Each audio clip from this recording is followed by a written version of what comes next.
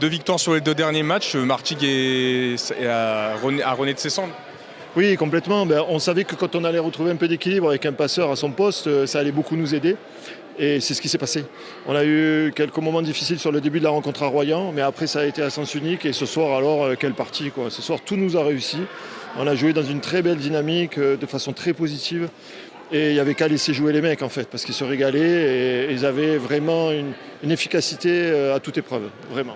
En plus, vous avez vaincu le leader. Vous attendiez à le battre aussi largement?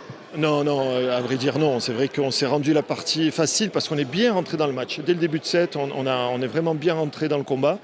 Et voilà, mais on s'attendait à un match beaucoup plus compliqué que ça. Après, Ajaccio en ce moment manque peut-être un peu d'agressivité parce qu'ils sont qualifiés pour les playoffs, ils sont sûrs de finir premier, ils ont rempli complètement leur contrat sur le championnat. Voilà, donc peut-être un peu de ça, mais franchement, je pense qu'on leur a pas laissé la place de jouer non plus ce soir. Comment s'est passé le dialogue avec les joueurs sur cette période où vous avez eu beaucoup de résultats, beaucoup de coups durs, que ce soit les blessures, les absents? Comment vous avez géré cette période et réussi à retourner le truc?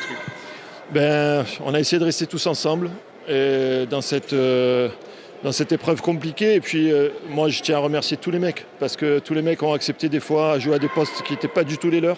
Et ça, c'est super compliqué au volleyball. Ils ont fait ça pour l'équipe. On a fait le dos rond. On a dit, tant pis, ça va être très dur dans ces moments-là. Et puis, on espère des jours meilleurs. Et ils sont arrivés. Voilà, on a recruté Johan, qui nous aide beaucoup, qui est là avec le groupe dans une belle dynamique aussi. Et puis, ça nous aide et ça laisse le temps aux autres aussi pour pouvoir revenir de leurs blessures. Et qu'on espère retrouver les 2 autres passeurs pour les playoffs. C'est un peu leur récompense après tous les moments durs, ces 2 victoires d'affilée? Ouais, complètement. Et on va aller à Cambrai pour essayer d'enchaîner.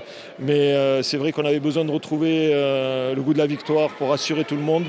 Mais tout le monde était conscient que cette année, on a une belle équipe et que si on retrouve tout le monde jusqu'au bout du championnat et des finales, on sera intéressant et compliqué à jouer. On a senti sur le dernier point et la victoire qui était enfin dessinée, que vraiment il y a eu un soulagement et une joie collective.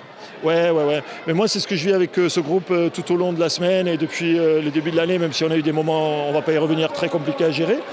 Mais voilà, c'est ça, c'est vraiment tout ce qu'on a vu sur ce dernier point, c'est cette équipe. On a vu l'équipe avec son vrai visage, quoi. Toute cette joie, tout ce côté positif, et c'est là-dessus, c'est ça qui fait fonctionner cette équipe.